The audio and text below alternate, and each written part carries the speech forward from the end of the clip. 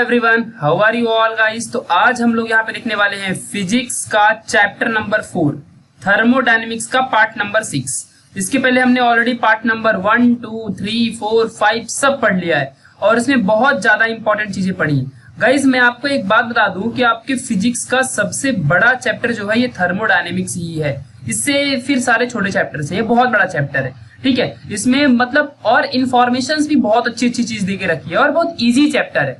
बस आपको स्टार्टिंग के अगर आपने मेरे खुद के पार्ट जो बनाए मैंने 1, 2, 3, 4 तक अगर आपने देखा है तो फिर आपको ना मतलब 3rd, 4th पार्ट तक अगर आपने अच्छे से देखा है ना तो या फिर 3rd तक भी चलेगा तो फिर आपको 4th और 5th और 6th आगे सब अपने आप समझते जाएंगे, अपने आप ऑटोमेटिकली आप समझ लोगे। ओके तो बहुत ज्यादा इंपॉर्टेंट था। आप देख रहे हो न्यू इंडियन एरा। अगर आप लोगों को नोट्स वगैरह चाहिए तो या फिर आप लोग यहाँ पे कांटेक्ट कर लो टेलीग्राम में या फिर मेल के थ्रू या फिर इंस्टाग्राम में, कहीं भी कांटेक्ट करो। आप लोगों को मैं नोट्स इस चैप्टर के सारे जो चैप्टर है पूरे का नोट्स प्रोवाइड कर दूंगा, ठीक है। मैं हूँ प्रशांत।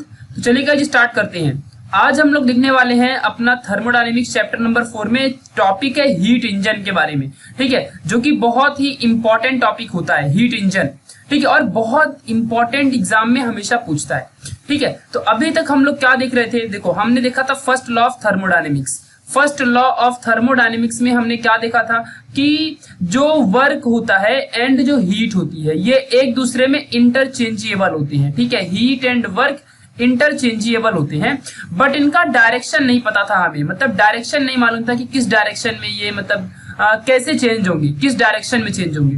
तो फर्स्ट लॉ ऑफ थर्मोडायनेमिक्स में बस इतना पता था कि हमेशा जो हीट है और वर्क है वो हमेशा इंटरचेंजेबल होता है, ठीक है। कुछ इस तरीके से हमने यहाँ पे देखा था Q - W, ये हमने देखा था, ठीक है। ये बात अच्छे से ध्यान रखना।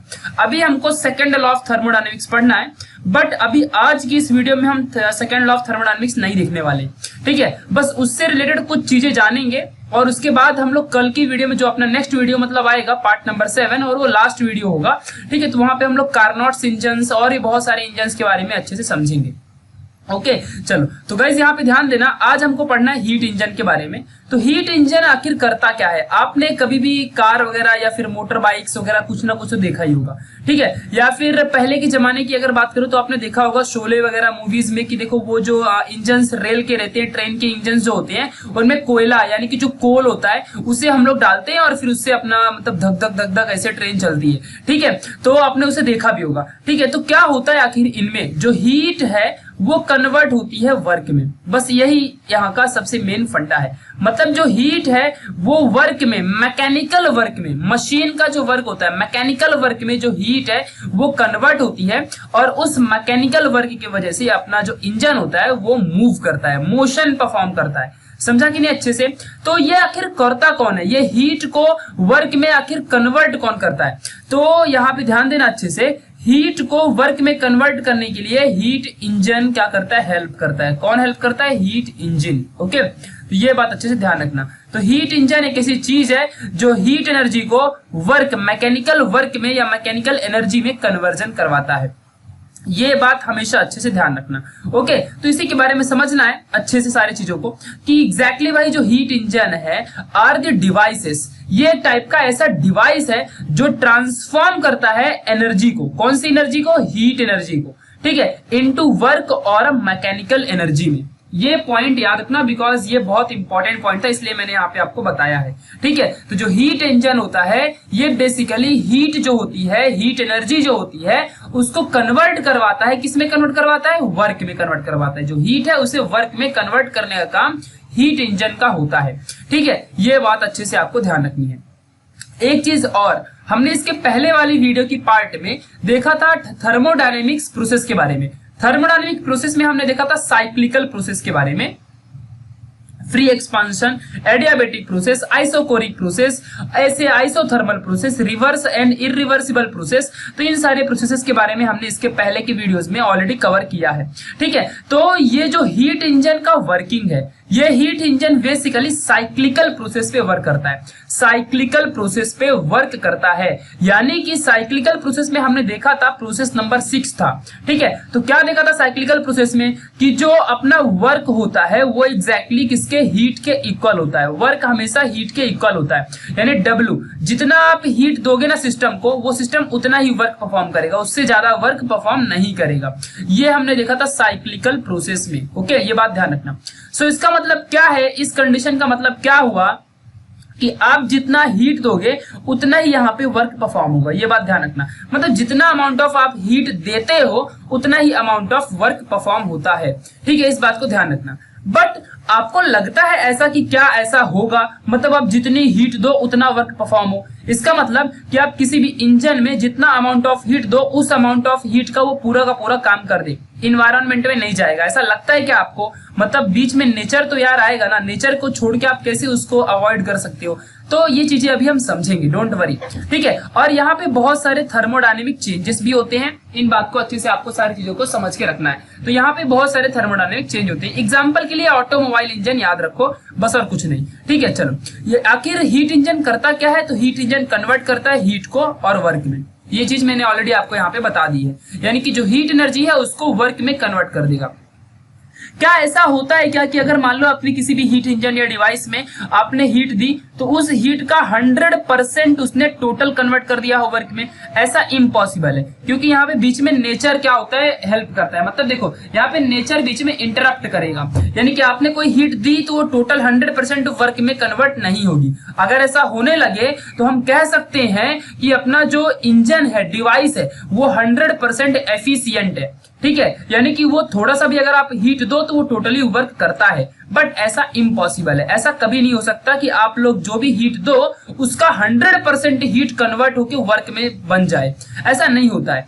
कुछ अमाउंट ऑफ हीट इन्वायरमेंट में या कहीं भी और दूसरी जगह चली जाती है। वो कहाँ जाती है मैं आज आपको अच्छे से बताऊंगा, डोंट वरी, ओके। ये बात ध्यान रखना अच्छे से। चलो थोड़ा सा यहाँ पे अभी अच्छे से हम इन चीजों को समझते हैं एग्जैक्टली कि भाई हीट इंजन में क्या क्या चीजें लगती हैं, क्या क्या चीजें अप्लाई होती हैं, ये हमको समझना है। तो देखो, आपने कोई ना कोई इंजन का ऐड आता है वो भी देखा होगा कि एक सिलेंडर होता है और एक पंपिंग टाइप का कुछ पंप फटाफट फटाफट पंप करता है, ठीक है। मतलब देखो यहाँ पे आपको बना रहा हूँ, ये सपोज आपका एक सिलेंडर है, ठीक है। मतलब सिलेंडर, और सिलेंडर के अंदर एक पंपिंग टाइप, ठीक है, ये एक पंपिंग टाइप की कुछ यहाँ पे चीज होती है और ये ऊपर नीचे ऐसे ऐसे फटफट यहाँ पे क्या करता है, पंप करता है, और जिससे अपना हीट जो भी अपना इंजन वर्क करता है। तो आपने ऐसा किसी ऐड में देखा भी होगा, ठीक है। मतलब बहुत सारे ऑयल्स वगैरह का जो हीट का इंजन का ऐड आता है ना, तो उसमें आपने देखा होगा कुछ इसी तरह से इंजन वर्क करता है। तो यहाँ पे थोड़ी चीजें समझते हैं एग्जैक्टली भाई कि है क्या चीजें, ठीक है। तो पहला है वर्किंग सब्सटेंस। कौन सा ऐसा सब्सटेंस है जो वर्क करता है? तो हम लोग देखो ऑयल या फिर पेट्रोल, डीजल वगैरह इस्तेमाल करते हैं, ठीक है। तो यहाँ पे नॉर्मली गैसेस यूज होती हैं, लाइक आइडियल गैसेस। तो ये जो वर्किंग सब्सटेंस होता है ये एग्जैक्टली सिस्टम है जो कि वर्क परफॉर्म करता है, और इस सिस्टम में हम गैसेस यूज करते हैं, ठीक है। लाइक गैसोलिन हो गया या फिर डीजल हो गया, पेट्रोल। गैसोलिन क्या होता है पता है? गैसोलिन पेट्रोल होता है, पेट्रोल जो हम पेट्रोल यूज करते हैं तो वो गैसोलिन होता है, ठीक है। और डीजल तो आपको पता ही है। तो यहाँ पे बहुत सारे ऐसे वर्किंग सब्सटेंस है जिनमें हम लोग फ्यूल के मिक्सचर का इस्तेमाल करते हैं, लाइक गैसोलिन यानी पेट्रोल या फिर डीजल। तो अगर डीजल से कोई भी इंजन चलता है तो उसे हम डीजल इंजन, और अगर पेट्रोल से चलता है तो नॉर्मल पेट्रोल इंजन, ठीक है। तो ये बात ध्यान रखना। कोई कोई इंजन स्टीम से चलता है, भाप से। पहला इंजन इस दुनिया में भाप का इंजन बना था, ठीक है, स्टीम इंजन, ठीक है। तो ये स्टीम इंजन स्टीम से चलता है। जो अपने इंडिया में भी पहले ट्रेन वगैरह चला करती थी, मैं आपको अभी दिखाऊंगा डोंट वरी थोड़े टाइम में, कि जो ट्रेन इंजन वगैरह चला करती थी वो कैसे चला करती थी? स्टीम की वजह से, स्टीम की हेल्प से। फर्स्ट ट्रेन ऐसे ही चली थी, तो उस इंजन को हम स्टीम इंजन कहेंगे। फिलहाल वो कैसे काम करता है अभी मैं आपको बताऊंगा, बहुत आसान सा है, ठीक है। तो ये बात ध्यान रखना अच्छे से। तो ये क्या हो गया यहाँ पे वर्किंग जो है इसका सब्सटेंस, यहाँ पे ये हीट इंजन कुछ इस तरीके से आपको आ जाएगा। फिर नेक्स्ट है हॉट एंड कोल्ड रिजर्वायर। ये क्या होता है मैं आपको इन चीजों को डायग्राम में भी दिखाऊंगा, डोंट वरी, बस पहले इनके बारे में समझ तो लो, ठीक है। तो पहली चीज वर्किंग सब्सटेंस कौन सा है भाई? इंजन के अंदर काम कौन करेगा? तो इंजन के अंदर अपना जो पेट्रोल है या फिर जो गैसेस होती हैं या फिर जो डीजल है, ये सभी के सभी क्या करते हैं? काम करते हैं। इन्हीं की वजह से अपना जो भी इंजन है वो वर्क करता है। फिर उसके बाद आगे हम देखेंगे hot and cold reservoir. Exactly भाई ये रिजर्वायर क्या है? तो रिजर्वायर और हमेशा हीट क्या करता है, हीट अपने पास स्टोर करता है।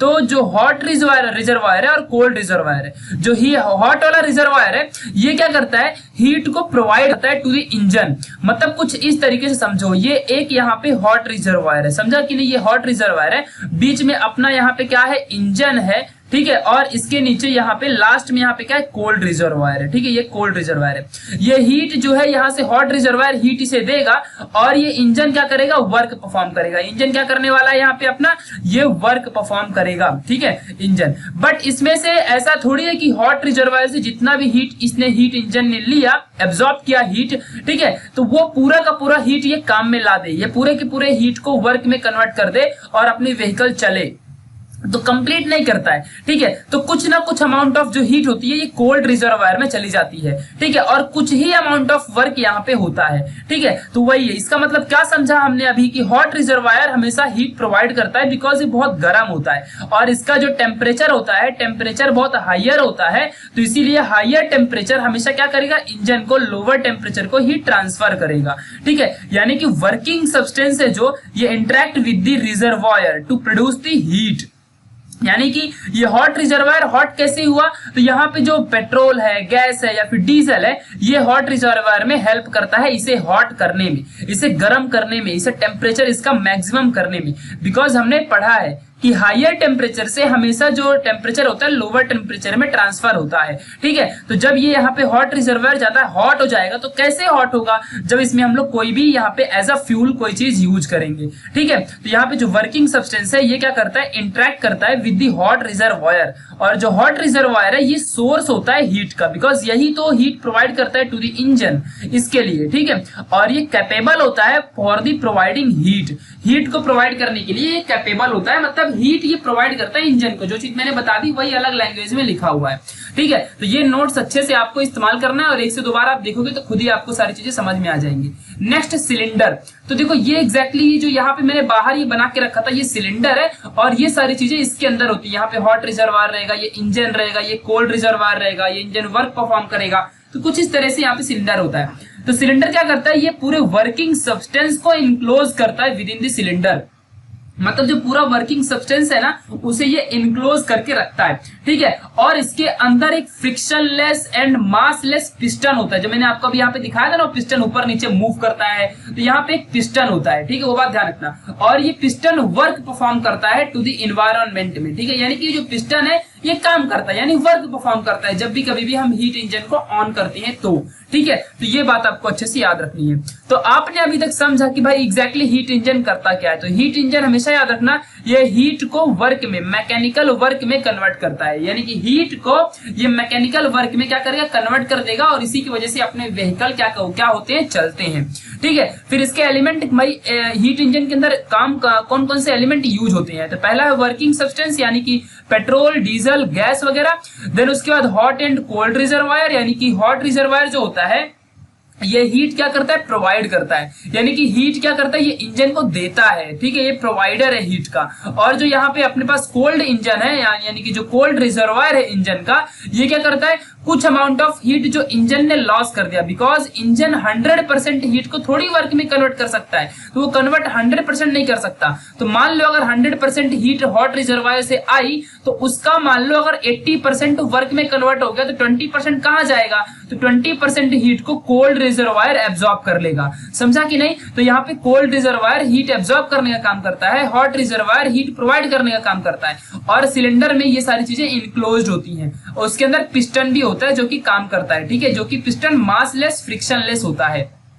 ओके, तो ये चीजें आज हमने देखी बहुत अच्छे से। अभी हम लोग इंजन के टाइप्स को देखेंगे जो कि बहुत ज्यादा इंपॉर्टेंट है। हीट इंजन के टाइप देखेंगे, ठीक है, यहाँ पे आप इंजन लिखा है, ठीक है, तो हीट इंजन के यहाँ पे हम लोग अच्छे से टाइप देखने वाले हैं। तो हीट इंजन जो होता है ये बेसिकली दो टाइप का होता है, एक होता है एक्सटर्नल कंबशन इंजन, दूसरा होता है इंटरनल कंबशन इंजन, ठीक है। यानी कि जो कंबशन क्यों लिखा है यहाँ पे वर्ड, ये कंबशन वर्ड क्यों लिखा है, क्योंकि हीट जो होती है, जो पेट्रोल है यानी वर्किंग सब्सटेंस है, पेट्रोल, डीजल एंड गैसोलीन वगैरह, ठीक है, स्टीम है, तो ये सारी जो चीजें हैं, ये सभी की सभी जो चीजें होती हैं ये अपना वर्किंग सब्सटेंस है। और ये जब कंबशिबल होती है, कंबशन यानी आग जलना, ये जब जलेंगी यानी कि ये कंबस्ट होंगी तभी अपना इंजन वर्क परफॉर्म करता है, यानी तभी वो हीट वर्क में कन्वर्ट होता है। ठीक है, तो कुछ कुछ इंजन में एक्सटर्नली अपना ये कंबशन होता है, कुछ कुछ इंजन में इंटरनली कंबशन होता है। तो अब यहाँ पे आप डायग्राम में देखो, ये वाले डायग्राम, ये स्टीम इंजन का डायग्राम है, आपको अच्छे से दिख रहा होगा क्लियरली। अपने मतलब क्वालिटी को इंक्रीज कर लो वीडियो की। तो ये एक रेलवे का इंजन है, ट्रेन इंजन है। देखो अब यहाँ पे ध्यान देना, ये अपना यहाँ पे पिस्टन है कुछ, ठीक है, इस तरीके से अच्छे से समझो थोड़ा सा इस चीज को। ठीक है, यहाँ पे थोड़ा सा अच्छे से बनाता हूँ। देखो यहाँ पे ये अपना पिस्टन है, ओके, ये अपना पिस्टन है और ये पिस्टन क्या करेगा, मूव करता है। एक पहले आपको एक और एग्जांपल दूं, मान लो आपने कुछ पतीले वगैरह जो होते हैं ना, मतलब जो आपने देखा होगा टोप वगैरह कुछ ऐसा, जिसमें हम लोग गर्म करते हैं, यहाँ से हीट देते हैं, तो ये अंदर का जो मटेरियल है और इसे हमने ऐसा ढक दिया है किसी मटेरियल से। ठीक है, इस तरीके से हमने इसे किसी मटेरियल से ढक दिया है। ठीक है, इस तरीके से हमने ऐसा इसको ढक के रखा है। ठीक है, तो जब यहाँ से हम लोग अंदर की वाटर मॉलिक्यूल्स को हीट देंगे, थोड़े टाइम बाद ये जो ऊपर का क्लोज पार्ट है, यानी कि जो ढक्कन है इसका, ये ढक्कन अपने आप ऊपर उठने लगता है। तो ये किसकी वजह से उठता है, ये स्टीम की वजह से उठता है। यानी कि स्टीम से हमने एक चीज सीखी कि भाई ये तो फिक्स है कि स्टीम किसी भी चीज पे वर्क परफॉर्म करके उसे मूव कर सकता है। तो यही लॉजिक हमको यहाँ पे लगाना है। हमने हमारे पास यहाँ पे देखो ये व्हील है, ये 2 व्हील है, इस व्हील से हमने कुछ यहाँ पे देखो ये चीजें कनेक्ट कर दी हैं और इसमें हमने पिस्टन लगा दिया है। अब ये पिस्टन स्टीम की हेल्प से आगे पीछे मूव करेगा और इस पिस्टन में हमने यहाँ पे अपने जो व्हील है ट्रेन के, इस व्हील को कनेक्ट कर दिया है। तो अब ये ट्रेन फिर जो व्हील है चलना स्टार्ट करेंगे। बट ये पिस्टन कैसे मूव करेगा, तो देखो हमने एक्सटर्नली दूसरे कंपार्टमेंट में यहाँ पे कोयला रखा है, हमने कोयला यानी कोल, और इस कोल को हमने कंबस्ट किया यानी कि कंबशन किया। और ये कंबशन करने के बाद यहाँ पे छोटे छोटे पाइप है, यहाँ पे हमने वाटर रखा है, वाटर पानी। ठीक है, तो ये वाटर क्या होगा, अभी यहाँ पे ध्यान देना अच्छे से, बहुत इंपॉर्टेंटली, इस कंबशन इस फायर के वजह से, जो कि कोल प्रोवाइड कर रहा है जल के खुद को और हीट प्रोवाइड कर रहा है, तो ये जो यहाँ पे अपने पास पूरा वाटर मटेरियल है, ये वाटर क्या होगा, स्टीम में कन्वर्ट होगा। बिकॉज अगर आप लोग किसी भी वाटर को गर्म करोगे तो इसमें से भाप निकलेगी ना, तो ये भाप यहाँ पे पाइप के थ्रू क्या होती है, गर्म होती है। और ये जो भाप है ये वापस से ट्रेवल करके इस पिस्टन के पास आती है, और जब पिस्टन के पास आएगी तो ये जो पिस्टन है ये क्या करेगा, आगे पीछे मूव करना स्टार्ट कर देगा। जैसे कि यहाँ पे ये अपना क्लोज्ड कंपार्टमेंट जो होता है, ये अपना जो हम लोग घर में अपना नॉर्मली करते हैं तो ढक्कन अपने आप मूव करने लगता है, तो वैसे यहाँ पे ये पिस्टन मूव करेगा। और जब पिस्टन मूव करेगा तो पिस्टन से ये जो यहाँ पे रॉड अटैच है तो ये भी मूव करने लगेंगे, और फिर अपना यहाँ पे ये जो व्हील है ये भी मूव करेगा, तो अपना जो इंजन है चलने लगेगा। और जो इससे ऊपर का वेस्ट मटेरियल है ये देखो यहाँ से ऐसे रिलीज हो गया। तो ये एक टाइप है हीट इंजन का, जो कि एक्सटर्नल कंबशन जहाँ पे हो रहा है, मतलब यहाँ पे एक्सटर्नल कंबशन हो रहा है। तो इस इंजन की जो वर्किंग एफिशिएंसी होती है ये बहुत कम होती है। वर्किंग एफिशिएंसी कम क्यों होती है, बिकॉज स्टीम है ना यार, और स्टीम ज्यादा थोड़ी हीट, मतलब कितना भी करेगा तो ज्यादा नहीं करेगा, मतलब हमको ज्यादा अमाउंट में कोल वगैरह अपनी जो इनपुट है बहुत ज्यादा देना पड़ता है और आउटपुट बहुत कम मिलता है। ठीक है, मोस्टली अगर मैं कहूँ तो 20% से भी कम इनकी वर्किंग एफिशिएंसी होती है।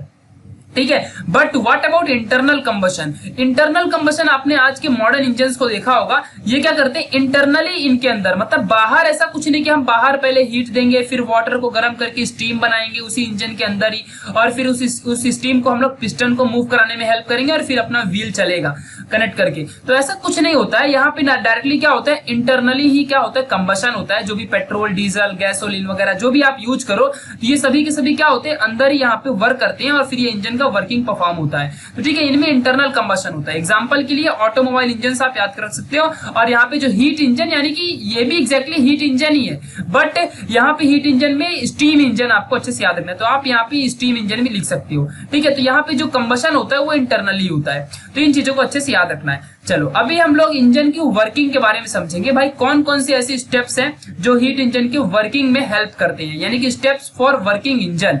ठीक है, कैसे ऐसे कौन कौन से वर्क है, तो जो मैंने आपको ही बताया था यहाँ पे। ठीक है, ये जो सारी चीजें यहाँ पे मैंने आपको अभी समझाई थी। ठीक है, इस तरीके से कुछ यहाँ पे हॉट इंजन, फिर कोल्ड, कैसे हीट आता है, इंजन कुछ एब्जॉर्ब करके वर्क परफॉर्म करता है, तो वही चीज आपको यहाँ पे देखना है। ठीक है, तो वर्किंग सब्सटेंस जो होता है, वर्किंग सब्सटेंस यानी कि जो पेट्रोल हो गया, फिर उसके बाद डीजल हो गया, फिर उसका गैसोलीन हो गया, ये सभी के सभी क्या करते हैं, absorb heat from the hot reservoir at a higher temperature. यानी कि जो यहाँ पे वर्किंग सब्सटेंस है ये अपना हीट एब्जॉर्ब करके खुद अपने आप को बर्न करता है और बाद में क्या करता है, हीट को प्रोवाइड कराता है। ठीक है, हीट प्रोवाइड कराएगा। किसे हीट प्रोवाइड करेगा, तो ये इंजन को हीट प्रोवाइड करवाएगा। ठीक है, ये बात ध्यान रखना। फिर इंजन क्या करेगा, उस हीट को वर्क में कन्वर्ट करेगा। ठीक है, बट क्या जितना हीट उसे यहाँ से मिला क्या वो 100% पूरा कन्वर्ट कर देगा, तो ऐसा नहीं होता है। तो कुछ अमाउंट ऑफ हीट जो बच गया वो कहाँ जाएगा, कोल्ड रिजर्वायर में जाएगा। ठीक है, इस बात को समझना। आगे अब अच्छे से हम डायग्राम के थ्रू भी समझेंगे, डोंट वरी।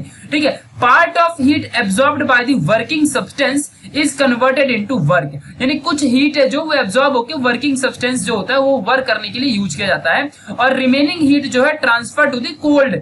आपको समझ गया होगा। मतलब कहने का मतलब क्या है कि ये है आपके सामने एक सिलेंडर। ठीक है, जिस सिलेंडर के अंदर हम सारी चीजें यहाँ पे रखेंगे अभी, उसके अंदर यहाँ पे देखो ये है हॉट रिजर्वायर। ठीक है, हॉट रिजर्वायर का जो टेम्परेचर होता है वो TH यानी कि बहुत मैक्सिमम होता है। फिर यहाँ पे मैंने मान लिया कि ये है अपना इंजन। ठीक है, ये अपना इंजन है, और यहाँ पे मैंने मान लिया कि ये है इसके अंदर कोल्ड रिजर्वायर। ठीक है, इसके अंदर क्या है, कोल्ड रिजर्वायर। ठीक है, जिसका टेम्परेचर बहुत कम है। ठीक है, इस तरीके से कोल्ड रिजर्वायर। ओके, तो क्या होगा, अब यहाँ पे एक चीज आपको समझनी है, बहुत इंपॉर्टेंट चीज है, बेसिक से। ठीक है, यहाँ पे एग्जैक्टली होने क्या वाला है, यहाँ से आप लोग जो भी हीट है दोगे, मतलब ये जो हॉट रिजर्वायर है ये हीट प्रोवाइड करेगा टू द इंजन, और मान लो इंजन ने जो भी हीट लिया तो कुछ इसमें से क्या करेगा, कुछ हिस्सा वर्क करेगा, जिस वर्क से अपना मैकेनिकल वर्क में कन्वर्ट होगा ना ये हीट जो भी हॉट रिजर्वायर से आई है। ठीक है, तो वो जो हीट होगी वो हीट वर्क में कन्वर्ट होगी, और ये जो वर्क होगा इसी की वजह से अपना व्हीकल जो होता है ये मूव करता है। बट कुछ अमाउंट ऑफ हीट क्या होगी, हल्की सी बच जाएगी, तो वो हीट कहाँ चली जाएगी, कोल्ड रिजर्वायर में जाके स्टोर हो जाएगी। कोल्ड रिजर्वायर क्या करेगा, उस हीट को एब्जॉर्ब कर लेगा, बिकॉज इसका टेम्परेचर बहुत कम है as compare to hot reservoir. तो हॉट रिजर्वायर से कोल्ड रिजर्वायर में अपनी हीट आ जाएगी, जो कि इंजन ने जिस हीट को रिजेक्ट कर दिया है, जिस हीट को इंजन ने रिजेक्ट कर दिया है वो हीट को यहाँ पे क्या होगा, कोल्ड रिजर्वायर क्या करेगा, गेन कर लेगा। समझा कि नहीं अच्छे से, और जितना वर्क किया उससे अपना व्हीकल चलेगा। तो ये है पूरा वर्किंग हीट इंजन का, बस इतना आसान सा है। अब आप कहोगे कि भाई ये हॉट रिजर्वायर हॉट कैसे होता है, तो ये हॉट रिजर्वायर वर्किंग सब्सटेंस के बर्निंग की वजह से होता है, यानी पेट्रोल डीजल वगैरह ये बर्न करते हैं, और ये हॉट रिजर्वायर क्या होता है, बहुत ज्यादा हीट एब्जॉर्ब करके वर्किंग सब्सटेंस से और अपने आप को बहुत ज्यादा हॉट बना लेता है, जिसके वजह से ये हीट को ट्रांसफर करता है टू द इंजन, और इंजन उसके बाद वर्क परफॉर्म करता है, और वर्क से जो हीट बची वो कोल्ड वाले रिजर्वायर में यानी TC वाले टेम्परेचर में आ जाती है। ठीक है, इस तरीके से कुछ यहाँ पे हीट इंजन की वर्किंग होती है। तो यहाँ पे अगर मैं आपसे कह दूं, ठीक है, कि ये जो यहाँ पे हीट है, ध्यान देना अच्छे से, जो हॉट रिजर्वायर से इंजन ने जो हीट एब्जॉर्ब की वो मान लो QH है। ठीक है, क्योंकि हॉट रिजर्वायर से जो भी हीट यहाँ पे Q मतलब हीट होता है। ठीक है, तो जो भी हीट यहाँ पे इंजन ने एब्जॉर्ब की वो QH है। ठीक है, उससे इंजन ने कुछ वर्क परफॉर्म किया वो W है। ठीक है, और उसके बाद जितनी हीट कोल्ड रिजर्वायर ने एब्जॉर्ब की, इसका मतलब कोल्ड रिजर्वायर ने जितनी हीट एब्जॉर्ब की वो कौन सी हीट होगी, जितना इंजन ने रिजेक्ट कर दिया, जितना इंजन ने रिजेक्ट कर दिया वो उतनी ही हीट कोल्ड रिजर्वायर यहाँ पे क्या करेगा, एब्जॉर्ब करेगा। यानी कि QH मान लो, मतलब मैंने QC मान लिया कि कोल्ड रिजर्वायर ने हीट एब्जॉर्ब की, और QH को कौन है, QH ने हीट इंजन ने यूज किया। तो टोटल वर्किंग कितनी हो जाएगी, हमने देखा था साइक्लिकल प्रोसेस में W = Q होता है, जितनी हीट दोगे उतना ही वर्क होगा। तो वर्क करने के लिए कितनी हीट यूज हो रही है, तो टोटल हीट कितनी आई थी, टोटल हीट QH आई थी। बट क्या टोटल पूरा का पूरा QH वर्क में यूज हो गया, तो ऐसा तो बिल्कुल भी नहीं है। तो इस QH में से कुछ अमाउंट ऑफ हीट चली गई ना, कितनी हीट चली गई, QC चली गई, यानी कि QH माइनस QC क्या होता है, वर्क होता है। समझा कि नहीं, फिर से एक बार और बताऊंगा। मान लो देखो यहाँ पे वर्क परफॉर्म हुआ है, तो कितना वर्क परफॉर्म होगा, कितनी हीट वर्क को करने के लिए यूज हुआ है, जितना यहाँ से हीट आया है, मतलब ये हॉट रिजर्वायर से जितनी हीट आई है, तो हीट तो भाई QH आई है, बट क्या, तो इसका मतलब क्या होगा कि वर्क इक्वल टू QH हो गया। बट यहाँ पे कंडीशन है, क्या ये टोटल पूरा QH यूज हो गया वर्क में कन्वर्ट होने में, नहीं, इसमें से कुछ अमाउंट ऑफ हीट कोल्ड वाले रिजर्वायर में चली गई। तो कितनी गई कोल्ड रिजर्वायर में, QC चली गई। तो QH माइनस QC जितना बचा उतना ही क्या होगा, अपना वर्क होगा, यानी उतना ही वर्क परफॉर्म होगा। तो कितना वर्क परफॉर्म हो रहा है, W = QH माइनस QC, इतना ही वर्क परफॉर्म हो रहा है। समझा कि अच्छे से, यही कॉन्सेप्ट अच्छे से आपको याद रखना है। यानी क्यूसी क्या है, rejected heat by the engine, QH क्या है, टोटल हीट अब्सॉर्ब्ड और gained by the engine from the hot reservoir, and W क्या है, ये work done by the engine. ठीक है, तो ये बात ध्यान रखना चाहिए। चलो यहाँ पे थोड़ा डायग्राम के थ्रू समझते हैं। मैंने यहाँ पे दो डायग्राम यूज की है, एक अपनी बुक वाली और एक यहाँ पे अपना जो नॉर्मल अपना, जिससे आप समझ सकते हो सारे कॉन्सेप्ट को, बिकॉज यहाँ पे इंजन वगैरह कुछ ऐसे सर्कल से दिखा दिया है। ठीक है, चलो तो यहाँ पे फोकस करना अच्छे से। एक है, अरे ये तो कुछ ज्यादा ही गायब हो गया मतलब यहाँ पे। ठीक है, चलो यहाँ पे ध्यान देना अच्छे से। ये एक है अपने पास हॉट रिजर्वायर। ओके, यहाँ पे समझना, ये है अपना हॉट रिजर्वायर जिसका टेम्परेचर बहुत ज्यादा है ड्यू टू यहाँ पे बर्निंग सब्सटेंसेस, जो अपने पास सब्सटेंस थे सोर्स के फॉर्म में, पेट्रोल डीजल गैस वगैरह, ये हॉट रिजर्वायर में टेम्परेचर बहुत ज्यादा कर दिए हैं। ठीक है, तो यहाँ से इनपुट जो होगा, टोटल इनपुट क्यूएच जो है, ये हीट यहाँ पे देखो जो सर्कल में दिखाया है, ये है अपना इंजन। ठीक है, तो ये इंजन में क्या हुआ है, हॉट रिजर्वायर से इंजन में हीट अपनी आई है। अब ये इंजन टोटल हीट कितनी आई, क्यूएच अपनी टोटल हीट आई है। समझना इस कॉन्सेप्ट को। ठीक है, हॉट रिजर्वायर बहुत ज्यादा गर्म था, अपना इंजन बहुत कोल्ड है, तो हायर टेम्परेचर से लोअर टेम्परेचर में यहाँ पे हीट ट्रांसफर होके आ जाएगी। तो यहाँ से क्यूएच कितनी हीट आई, मैंने मान लिया कि QH amount of heat engine ने एब्जॉर्ब किया फ्रॉम दी हॉट रिजर्वायर, और फिर ये इंजन क्या करेगा, वर्क परफॉर्म करेगा। बिकॉज इंजन का तो एक फंक्शन ही होता है ना कि हीट को कन्वर्ट करना वर्क में, और फिर उस वर्क को हम इस्तेमाल करते हैं टू मूव द व्हीकल। ठीक है, तो कितना वर्क ये यूज करेगा, तो उतना साइक्लिकल प्रोसेस है, तो उतना ही वर्क करेगा जितना हीट आएगी। बट यहाँ पे कंडीशन है, इन्वायरमेंट भी है ना, तो इन्वायरमेंट क्या करता है, कुछ हीट अपने पास एब्जॉर्ब कर लेता है। ठीक है, ये बात ध्यान रखना अच्छे से। एट द एंड में यहाँ पे आपको बताऊंगा, जब इसका अपना हीट इंजन खत्म हो जाएगा तो मैं आपको बताऊंगा कि वो हीट इन्वायरमेंट क्यों एब्जॉर्ब करता है। और अगर इन्वायरमेंट जो है वो हीट एब्जॉर्ब ना करे, यानी कुछ हीट लॉस ना हो, 100% हीट यूज हो जाए वर्क में, अगर ऐसा हो जाए तो आज के आज टाइम ट्रेवल मशीन बन सकती है। ठीक है, बट ऐसा नहीं हो सकता, बिकॉज इन्वायरमेंट जो है, नेचर है, कुछ ना कुछ अमाउंट ऑफ हीट एब्जॉर्ब कर ही लेता है। ठीक है, तो यहां से जो टोटल इंजन ने QH amount of heat absorb किया फ्रॉम द हॉट रिजर्वायर, उसमें से क्या होगा, कुछ amount of heat engine reject कर देगा, क्यूसी, यानी वो हीट क्या है, आउटपुट के फॉर्म में, जो कि कोल्ड रिजर्वायर ने उसे एब्जॉर्ब किया है हेयर टीसी में।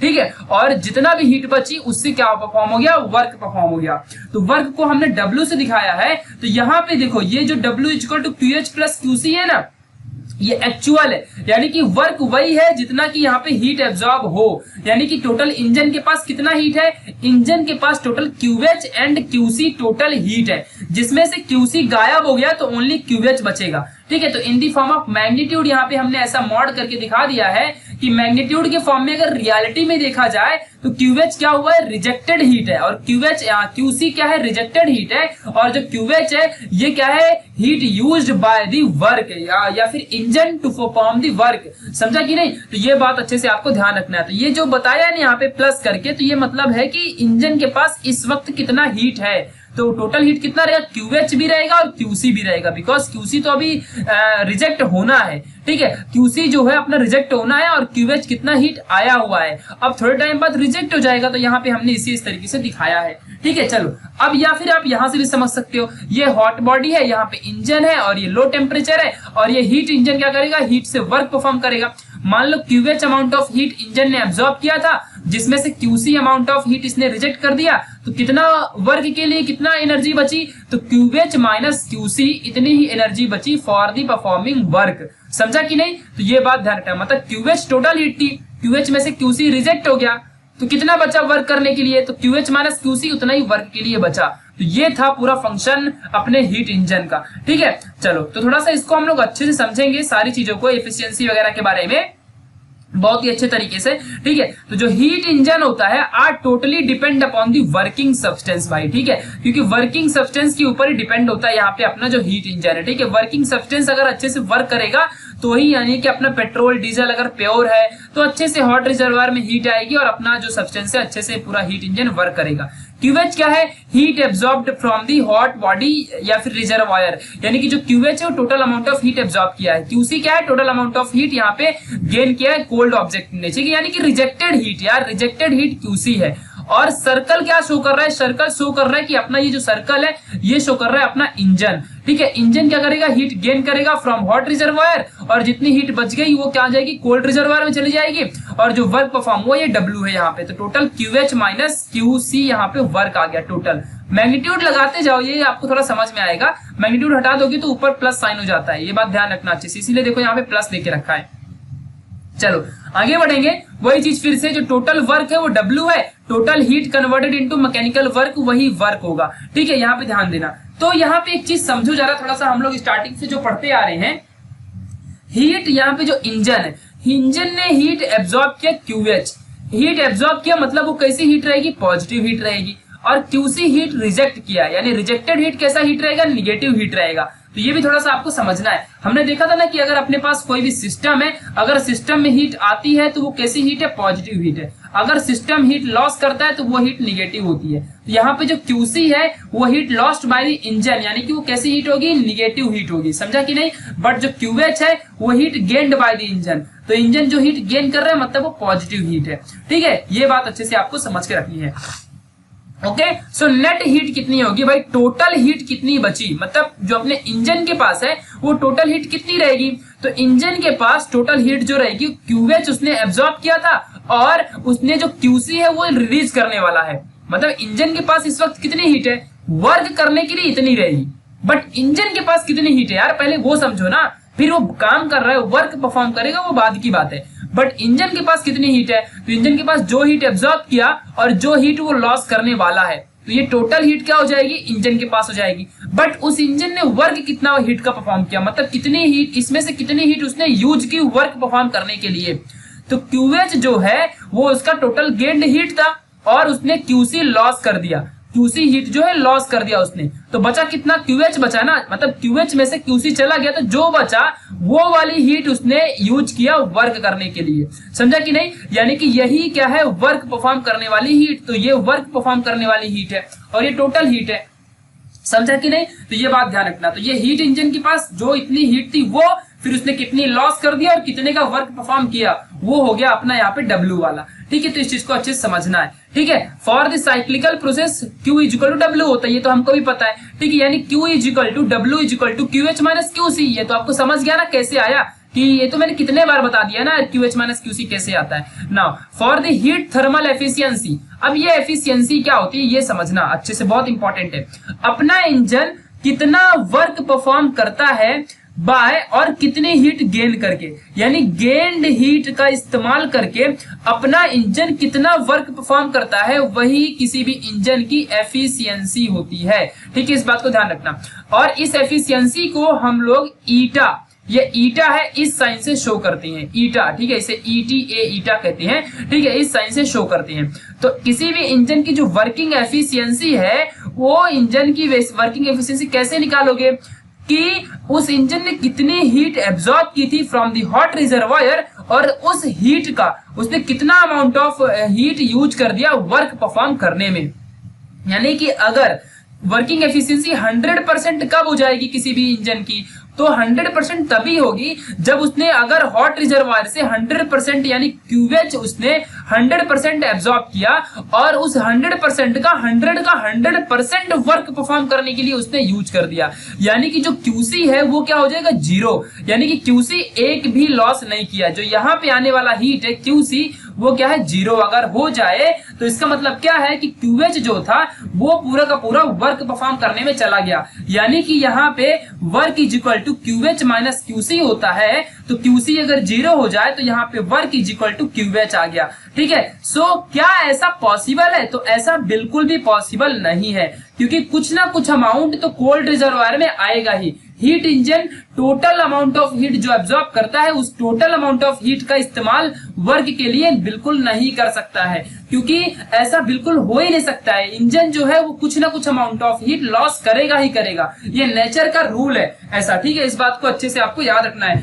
कि वो टोटल अमाउंट ऑफ वर्क में से कुछ ही अमाउंट ऑफ वर्क को यूज कर सकता है, और कुछ अमाउंट ऑफ वर्क को वो क्या करेगा, रिलीज कर देगा या रिजेक्ट कर देगा हीट को। ठीक है, तो इसीलिए किसी भी इंजन की जो वर्किंग एफिशिएंसी है ना, वो 100% नहीं हो सकती। व्हाई, बिकॉज कोई भी इंजन क्यूएच जो उसके पास हीट आती है उस पूरे के पूरे 100% क्यूएच का पूरा इस्तेमाल नहीं कर सकता है वर्क के लिए, मैकेनिकल वर्क में कन्वर्जन के लिए पूरा इस्तेमाल नहीं कर सकता है, उसका कुछ ना कुछ अमाउंट तो कोल्ड रिजर्वायर में चला ही जाएगा। ठीक है, तो ये बात अच्छे से समझना। इसका मतलब ये है कि जब पूरा अमाउंट ऑफ जितनी हीट गेन हुई उतना हीट वर्क में कन्वर्ट ही नहीं हो सकती है, कुछ ना कुछ अमाउंट तो भाई रिलीज यानी क्यूसी में चला ही जाएगा। ठीक है, कुछ ही अमाउंट वर्क में कन्वर्ट होगी। सो इसका मतलब ये है कि वर्किंग एफिशिएंसी किसी की भी 100% नहीं हो सकती है, ये बात ध्यान रखना अच्छे से। तो एग्जैक्टली वर्किंग एफिशिएंसी क्या है? Efficiency of a heat engine is a fraction of heat absorbed that is converted into work।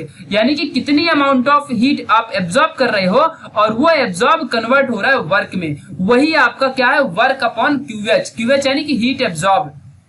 तो क्या आपको लगता है कि ये जितना आपने क्यूएच एब्जॉर्ब किया है वो पूरा का पूरा वर्क में कन्वर्ट हो जाएगा? ऐसा बिल्कुल भी नहीं है, क्योंकि क्यूएच में से कुछ ना कुछ अमाउंट क्यूसी जो है वो कोल्ड रिजर्वायर में जाएगा ही जाएगा। इसका मतलब है कि क्यूएच माइनस क्यूसी, क्यूएच में से कुछ चला गया और जो बचा वही वर्क के लिए यूज होगा। इसीलिए अपना फॉर्मूला है कि यहाँ पे ध्यान देना अच्छे से, work is equal to QH minus QC, क्योंकि क्यूएच में से कुछ ना कुछ अमाउंट क्यूसी चला गया तो वर्क उतना ही होगा जितना बचेगा जाने के बाद।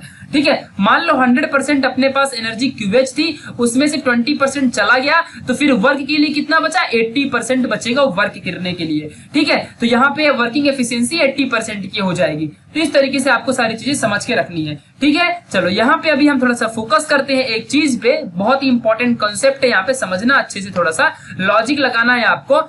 ईटा is equal to W upon QH है, क्यूएच नीचे रखो और डब्ल्यू जो वर्क है वो क्यूएच प्लस क्यूसी या फिर माइनस भी आप लगा सकते हो।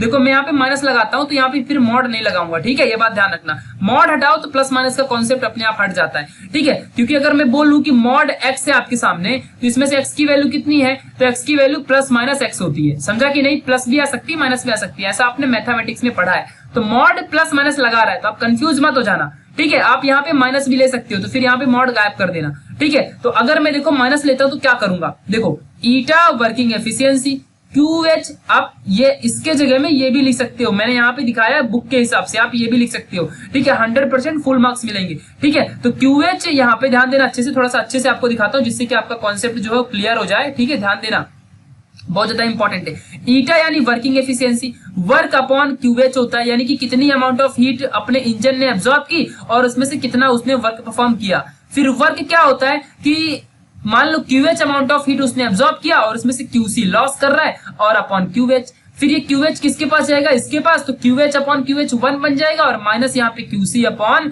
क्यूएच बन जाएगा। ठीक है, तो ये क्या हो गया? Working efficiency of the engine. ठीक है, यही देखो है ना, ये यही आया कि नहीं आया, ऐसा कुछ आपको ये यहाँ पे मिलेगा। बस आप फिर वहां से मॉड गायब कर देना। ठीक है, क्योंकि अगर आप इसमें फिर मॉड लगाओगे ना इसमें तो फिर ये पॉजिटिव बन जाएगा, फिर अपने को ये वाला मिलेगा। तो मॉड मत लगाओ ना, ये मॉड वाला गायब कर दो। बस आप ना क्या करो पता है, ये पूरा चीज गायब कर दो और इस चीज के बाद डायरेक्टली ये लिख दो। ठीक है, ये लिख दो, 100% मार्क्स मिलेंगे। ठीक है, तो ये बात अच्छे से थोड़ा ध्यान रखो, और कोई नहीं है। मॉड को जो हाथ मॉड देखो ही मत। ठीक है, बस खत्म, वो मैथमेटिक्स का रूल है। ठीक है, अगर मॉड एक्स है तो प्लस माइनस उसकी वैल्यू होती है, आप चाहे प्लस में रखो चाहे माइनस में रखो, मॉड सबको पॉजिटिव ही कर देता है।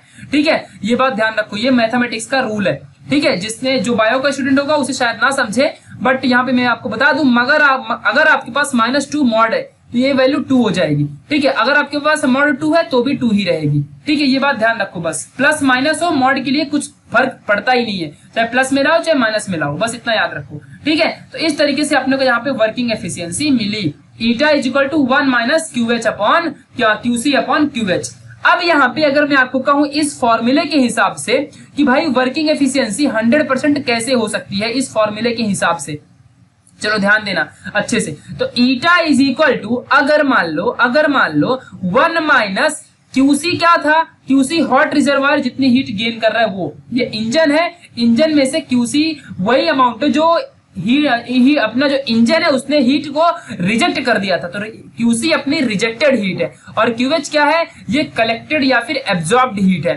तो 100% एफिशिएंसी कब होगी? जब यहाँ पे अपनी क्यूसी जो है, ये क्यूसी ये क्या हो जाए? 0 हो जाए। समझा कि नहीं? क्यूसी अगर अपना 0 हो जाएगा तो यहाँ पे ध्यान देना, 1 माइनस 0 अपॉन क्यूएच क्या होता है? एनीथिंग, यानी 0 अपॉन एनीथिंग हमेशा 0 होता है, तो 1 यहाँ पे आ जाएगी वर्किंग एफिशिएंसी। तो अगर ऐसा है तो कब ऐसी कंडीशन आएगी, जब अपना क्यूसी क्या होगा, 0, यानी कि जो कोल्ड रिजर्वायर है ये एक भी अमाउंट ऑफ हीट एब्जॉर्ब ना करे। इसका मतलब ये कब ऐसा हो सकता है कि जब हीट इंजन एक भी हीट रिजेक्ट ही ना करे। अगर ये एक भी हीट रिजेक्ट नहीं करेगा तो कोल्ड रिजर्वायर एक भी हीट नहीं पाएगा, और जब हीट इंजन अपना एक भी हीट जो है रिजेक्ट नहीं करेगा तो वो जो हीट बचेगी उसके पास सभी की सभी यूज हो जाएगी फॉर द वर्क। ठीक है, तो हम कहेंगे कि जो हीट इंजन है इसकी वर्किंग एफिशिएंसी क्या है, टोटल 100% है। बट ऐसा बिल्कुल भी पॉसिबल नहीं है, ऐसा कभी नहीं हो सकता कि कोई भी दुनिया का हीट इंजन, चाहे कोई भी हो, चाहे आप किसी का भी इंजन उठा लो, कोई भी इंजन उठा लो, कोई भी इंजन ऐसा नहीं हो सकता कि कुछ ना कुछ अमाउंट ऑफ हीट रिजेक्ट ना करे। वो 100% जो क्यूएच एब्जॉर्ब होता है ना उसे इस्तेमाल कर ही नहीं सकता है। 100% हीट वो कभी इस्तेमाल नहीं कर पाएगा, कुछ ना कुछ अमाउंट ऑफ हीट तो वो लॉस करेगा ही करेगा। तो ये बात अच्छे से आपको समझ के रखनी है। ओके, बहुत ज्यादा इंपॉर्टेंट थी। यहाँ पे जो सारी क्वांटिटी है देख लो अच्छे से, आप यहाँ पे सारी क्वांटिटी को देख सकते हो। सभी की सभी क्वांटिटी क्या है, ये रेशियो में दिखाई गई है एनर्जी की, और इसीलिए इनको कोई यूनिट नहीं होती है। ठीक है, वर्किंग एफिशिएंसी की कोई यूनिट नहीं होती। ठीक है, क्योंकि सारी क्वांटिटीज अपना नॉर्मल है। ठीक है, इनकी कोई यूनिट नहीं होती, आप वर्किंग एफिशिएंसी की यूनिट नहीं बता सकते हो। ठीक है, और रहेंगी भी तो सबकी यूनिट सेम रहेंगी। चलो अभी हम यहाँ पे एक चीज समझेंगे। ठीक है, heat engine cycle and PV diagram के बारे में।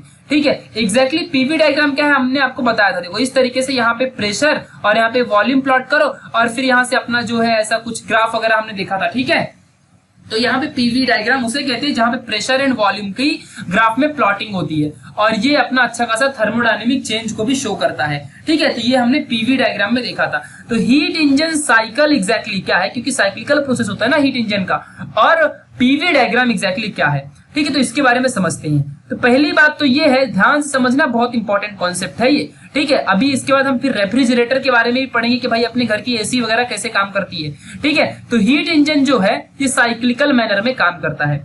कहने का मतलब ये है कि देखो कुछ 3 साइकिल में अपना काम होता है। कितने साइकिल में काम होता है, 3 साइकिल में। ठीक है, फर्स्ट साइकिल जो है, फर्स्ट साइकिल हीट एब्जॉर्ब करने का काम करता है। पहले साइकिल में हीट एब्जॉर्ब होगा। ठीक है, तो यानी कि कितना हीट एब्जॉर्ब हो गया, QH amount of heat absorb हो गया। फिर उसके बाद दूसरे साइकिल में अपना वो जो अमाउंट ऑफ हीट एब्जॉर्ब्ड है ये दूसरे साइकिल में क्या करेगा, वर्क परफॉर्म करेगा। जो भी हीट एब्जॉर्ब किया उसका वर्क परफॉर्म करेगा। एंड तीसरे साइकिल में क्या होगा, जो अमाउंट ऑफ हीट क्या हुई है, लॉस हुई है, तो जो अमाउंट ऑफ हीट लॉस हुई है तो वो अनयूज्ड हीट क्या होगी, रिजेक्ट होगी। जो अनयूज्ड हीट है वो क्या होगी, रिजेक्टेड होती है। तो ये 3 साइकिल हो गए कि नहीं हो गए। First cycle absorption of heat by the engine, second cycle यहाँ पे मतलब जो भी हीट इंजन है वो performance of the work, and third वाला है ये रिजेक्शन ऑफ द हीट, यानी कि जो भी अनयूज्ड हीट, यानी रिजेक्शन ऑफ अनयूज्ड हीट, ऐसा लिख सकते हो। ठीक है, जो लास्ट साइकिल है वहां पे अनयूज्ड हीट का रिजेक्शन होता है। तो यही चीजें जो भी हमने अभी पढ़ा, तो इसीलिए हम इसे कहते हैं कि साइक्लिकल मैनर में अपना हीट इंजन वर्क परफॉर्म करता है। ठीक है, ये बात ध्यान रखना। कुछ चीजें यहाँ पे और भी हैं, इसके बारे में समझ लेते हैं। जो हीट इंजन होता है uses energy absorbed in the form of heat to the work, जितना हीट एब्जॉर्ब करेगा उतना ही हीट वर्क के लिए इस्तेमाल करेगा। एंड देन कुछ अमाउंट ऑफ हीट वो रिजेक्ट कर देता है जो कि वर्क के लिए यूज नहीं होता। तो वही तो हमने सीखा था कि कितना वर्क होगा, वर्क के लिए कितना हीट हमने यूज किया। क्यूएच टोटल हीट था जिसको हमने एब्जॉर्ब किया था, और इसमें से हमने क्यूसी को माइनस कर दिया जो कि रिजेक्टेड हीट है। तो क्यूएच में से क्यूसी माइनस करूंगा तो जितना हीट बच गया वही वर्क के लिए यूज होता है।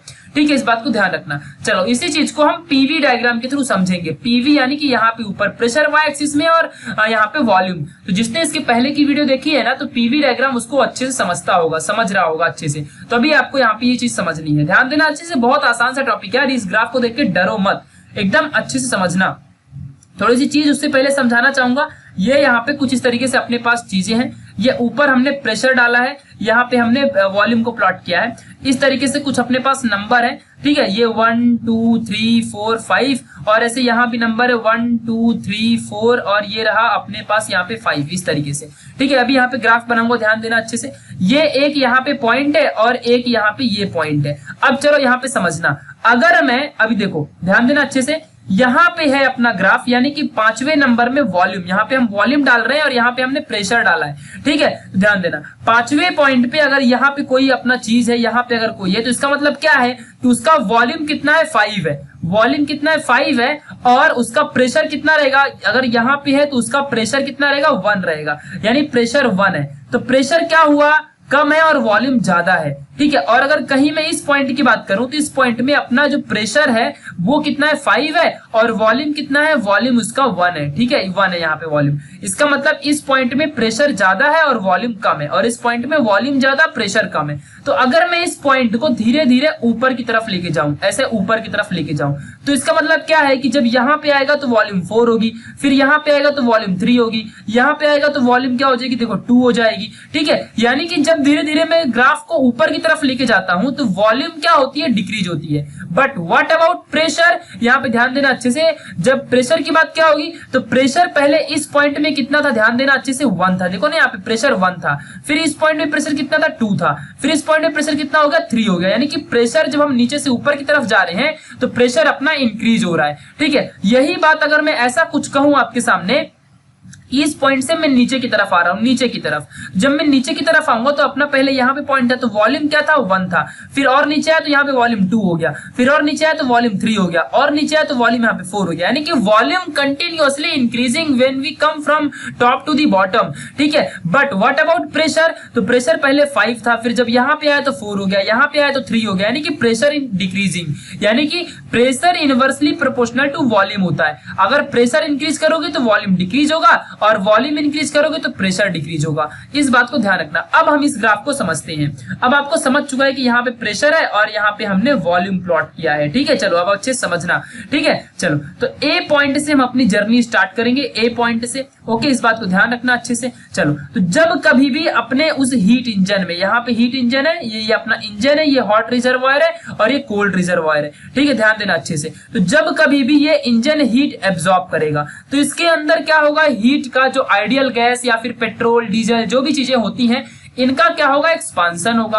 और जब इनका एक्सपांसन होगा तो इनके अंदर का जो प्रेशर रहेगा वो क्या होगा, इंक्रीज होगा। तो जब प्रेशर इंक्रीज होता है तो हम कहां जाते हैं, ऊपर की तरफ जाते हैं। भाई प्रेशर इंक्रीज हो रहा है ना तो ऊपर की तरफ जाएंगे ना, यहाँ पे देखो 1 से लेके 5 तक, ऐसा आगे भी जा सकते हो, मैंने तो ऐसा एग्जाम्पल के लिए बनाया है ना, आपको समझ जाए इसलिए, ठीक है। जब हम ऊपर की तरफ जाएंगे तो प्रेशर इंक्रीज होगा। कब प्रेशर इंक्रीज होगा, जब हीट का एब्जॉर्प्शन होगा। जब भी हम हीट एब्जॉर्ब करेंगे तो प्रेशर क्या होगा, इंक्रीज होगा। तो ए से बी में प्रेशर इंक्रीज होके, ध्यान देना अच्छे से, ए से बी में प्रेशर इंक्रीज होके हम बी पॉइंट पे पहुंच जाएंगे, ओके, इस बात को समझना। तो यहाँ पे अपने इंजन ने हीट एब्जॉर्ब किया है और इसके वजह से जो अपना हीट इंजन है तो वो उसका प्रेशर इंक्रीज हुआ है और इसीलिए अपने हीट इंजन का ग्राफ ए से लेके बी पॉइंट में पहुंच गया, ठीक है, क्योंकि अपने हीट इंजन ने क्या किया है, हीट को एब्जॉर्ब किया है और इसके वजह से उसका प्रेशर इंक्रीज हुआ है। तो पहला ग्राफ का पॉइंट समझा ना आपको, यही चीज आपकी टेक्स्ट बुक में लिखा हुआ है, तो उतना सारा लिख के कोई फायदा नहीं है, मैंने आपको यहाँ पे समझा दिया है।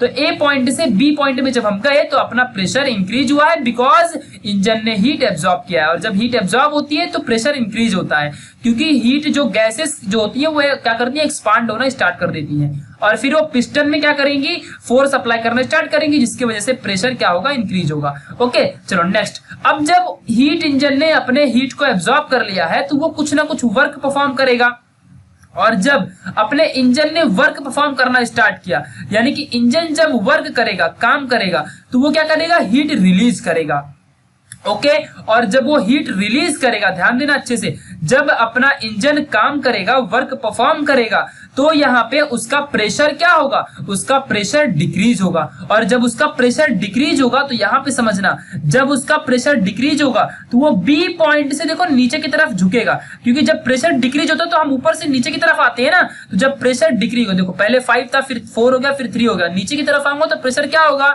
डिक्रीज होगा। तो जब अपना इंजन वर्क करेगा तो उसका जो अंदर की गैस होगी वो गैस क्या करेगी, उसका जो टेम्परेचर होगा कम होने लगेगा, क्योंकि अभी हीट वर्क में कन्वर्ट होगी। तो ऊपर से अपना प्रेशर डिक्रीज होगा, तो डिक्रीज होकर देखो पॉइंट सी में आ गया, यानी कि अपना जो यहाँ पे क्या हुआ है, हीट है, जो प्रेशर है वो डिक्रीज हुआ है from point B to point C, ठीक है, इस बात को अच्छे से ध्यान देना। नाउ अब जब यहाँ पे इसने वर्क परफॉर्म कर ही दिया है तो वर्क परफॉर्म करने के बाद कितनी अमाउंट ऑफ हीट रिजेक्ट हुई, क्योंकि अब यहाँ पे वर्क परफॉर्म हुआ तो हीट रिजेक्ट भी होगी ना, तो जब हीट रिजेक्ट होगी, मतलब समझो यहाँ पे कोई कंटेनर है और ये अपने अंदर से अगर हीट को रिजेक्ट करेगा तो इसका जो अंदर का वॉल्यूम होगा कंटेनर का वो कम हो जाएगा। तो यहाँ पे अभी जब भी कभी भी हीट रिजेक्ट होगी तो यहाँ पे हीट रिजेक्ट होगी तो वॉल्यूम क्या होगा, कम हो जाएगा। तो जब वॉल्यूम कम होगा, तो जब वॉल्यूम कम होता है तो हम ऊपर से नीचे की तरफ आते तभी वॉल्यूम कम होता है ना। तो यहाँ पे ध्यान देना अच्छे से। तो इस तरीके से देखो वॉल्यूम ऊपर से नीचे आने में क्या हुआ है, देखो यहाँ पे इस तरीके से कुछ प्रेशर तो डिक्रीज हुआ ही है एज वेल एज वॉल्यूम भी यहाँ पे डिक्रीमेंट हुआ है। नाउ अब जब यहाँ पे वॉल्यूम डिक्रीमेंट हुआ है, यहाँ पे ये चीज हमको समझना है। ओके चलो, तो अब यहाँ पे वॉल्यूम डिक्रीमेंट होने के बाद वो जो गैस बची वो गैस वापस से अगर वर्क करना चाहे, क्योंकि जो कोल्ड रिजर्वायर में गैस स्टोर्ड है तो वो गैस काम कर सकती है ना, वो जो हीट है वो फिर से वर्क परफॉर्म कर सकता है। ठीक है, तो अगर वो हीट वापस से वर्क करे किसके ऊपर, सिस्टम में, यानी कि अपने इंजन में अगर वर्क करे वो, तो फिर से इंजन का जो प्रेशर है वो क्या होगा, इंक्रीज होगा। ठीक है, वो फिर से अगर प्रेशर उसका इंक्रीज होगा तो इस तरह वापस से ग्राफ क्या करेगा, बढ़ेगा और फिर से वो पॉइंट ए को रीच करेगा। ठीक है, तो इस तरीके से जो ये पूरा ग्राफ है, आप वीडियो को रिवाइंड कर लो और वापस से एक बार देख लो। इस तरीके से हमने पॉइंट ए से स्टार्ट किया, हीट अपनी एब्जॉर्ब हुई, जब हीट एब्जॉर्ब हुई तो उसका एक्सपांशन हुआ और प्रेशर बढ़ा, प्रेशर बढ़ा तो हम पॉइंट बी पे चले गए। उसके बाद जब अपने इंजन ने वर्क परफॉर्म किया तो उसका प्रेशर डिक्रीज होगा और हम पॉइंट सी में आ गए। कुछ अमाउंट ऑफ हीट हमने एब्जॉर्ब किया और रिजेक्ट किया। जब हम हीट रिजेक्ट करेंगे तो अपनी वॉल्यूम क्या होगी, डिक्रीज होगी, और जब वॉल्यूम डिक्रीज होगी तो वो जो रिजेक्टेड हीट थी वापस से वो वर्क कर सकती है ना कोल्ड रिजर्वायर में से इंजन के ऊपर। तो जब वापस से वो इंजन के ऊपर वर्क करेगी, यानी कि वर्क ऑन द गैस, यानी गैसोलीन है, पेट्रोल, डीजल, ये सब गैस के फॉर्म में होते हैं। ठीक है, तो ये इन सब के ऊपर जब वर्क परफॉर्म करोगे तो वापस से क्या होगा, ये ए पॉइंट को रीच कर जाएगा, यानी कि वापस से प्रेशर इंक्रीज होगा। जब कभी भी वर्क हम परफॉर्म करेंगे ऑन द सिस्टम तो वापस से क्या होता है, यहाँ पे वर्क परफॉर्म होता है और प्रेशर इंक्रीज होगा। तो इस तरह से हमें सारी चीजें समझनी थी, जो कि ये था अपना PV diagram of the heat engine. Okay, तो इस चीज को अच्छे से समझ के रखना। नाउ अब हम लोग देखेंगे यहाँ पे अपना ये जो आज के वीडियो का ये लास्ट पॉइंट है, रेफ्रिजरेटर एंड हीट पंप के बारे में अच्छे से समझेंगे। देखो अभी तक हमने क्या सीखा है कि कभी भी हॉट रिजर्वायर से यहाँ पे इंजन है और इस ये हीट गेन करेगा और फिर उसके बाद ये कोल्ड रिजर्वायर में हीट अपनी चली जाएगी। यानी कहने का मतलब क्या है कि जहां पे हायर कंसंट्रेशन है हीट का, वहां से लोअर कंसंट्रेशन ऑफ हीट में हमेशा हीट ट्रांसफर होती है।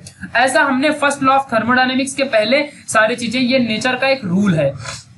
ओके, और ये नेचर का एक रूल है, यानी कि कभी भी हायर टेम्परेचर से लोअर टेम्परेचर में हीट ट्रांसफर होती है। कभी भी आपने झील, झरने, रिवर वगैरह देखा होगा, कभी भी पहाड़ों से, यानी कि जो माउंटेन होते हैं, माउंटेन से रिवर लैंड की तरफ बहती है। ऐसा नहीं कि लैंड से माउंटेन की तरफ रिवर बहती है, ऐसा नहीं होता है। तो नेचर का रूल हमेशा ये है कि जो बड़े लोग हैं वो हमेशा छोटे लोगों को सर्व करें, यानी कि माउंटेन से हमेशा सारी बड़ी बड़ी जो चीजें हैं वो लैंड की तरफ आए। हायर कॉन्सेंट्रेशन वाला लोअर वाले को भी क्या दे, हीट प्रोवाइड करे। ये नेचर का रूल है। बट अब रेफ्रिजरेटर क्या है, यहाँ पे ध्यान देना, ये ह्यूमन मेड, मैन मेड एक डिवाइस है। वैसे भी इंजन में डिवाइस है, बट फिर भी अभी हम इसे समझेंगे। ठीक है, तो हीट इंजन के बारे में पहले जानते हैं। हीट इंजन ऑलवेज, हमने जान भी लिया फिर भी मैं आपको बता रहा हूं। ठीक है, हीट इंजन ऑलवेज क्या करता है, ये ट्रांसफर करता है हायर टेम्परेचर वाली हीट को इनटू द लोअर टेम्परेचर वाली हीट। यानी कि हायर टेम्परेचर, मान लो आपका अगर ये हीट इंजन है तो हॉट रिजर्वायर ज्यादा गर्म होता है तो इससे हीट इंजन में आती है और फिर इंजन क्या करता है, कोल्ड रिजर्वायर में हीट ट्रांसफर करता है। यानी कि हीट इंजन का फंक्शन क्या है, जो हीट एनर्जी है उसको कन्वर्ट करेगा वर्क में। ठीक है, मैकेनिकल वर्क में। But now what about refrigerator और अ हीट पंप। ठीक है, तो रेफ्रिजरेटर जो होते हैं, घर में एसी वगैरह लगी होती है, आपने देखा होगा, ये रेफ्रिजरेटर ही होते हैं। ओके, तो रेफ्रिजरेटर क्या करते हैं, ये भी एक टाइप के हीट इंजन ही है। हीट इंजन वो हर एक इंजन होता है जिसमें यार हीट यूज हो। ठीक है, इन दी फॉर्म ऑफ, मतलब वर्क और हीट में कन्वर्जन जिस भी डिवाइस की वजह से हो रहा है उसे हम हीट इंजन कहते हैं। ठीक है, ये बात ध्यान रखना अच्छे से। तो रेफ्रिजरेटर का काम क्या है, रेफ्रिजरेटर एग्जैक्टली मैकेनिकल वर्क को हीट में कन्वर्ट करता है, यानी कि work is converted into heat energy.